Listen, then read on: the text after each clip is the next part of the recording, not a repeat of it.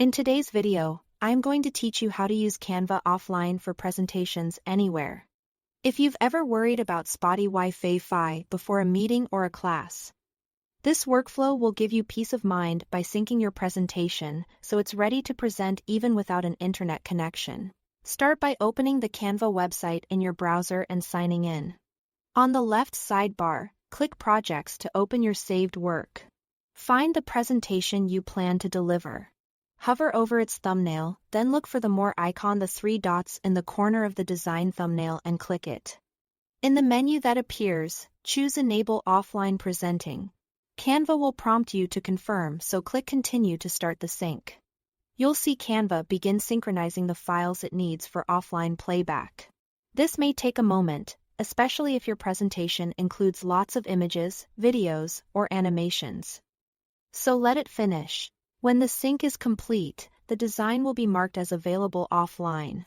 Look for an indicator or label confirming that status.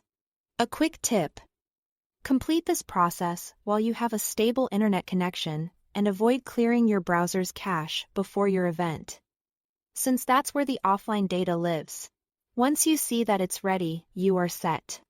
When it's time to present, whether you are on a plane, in a conference room with poor Wi-Fi, or simply prefer to disconnect, open Canva, go back to Projects, and select the same presentation you synced.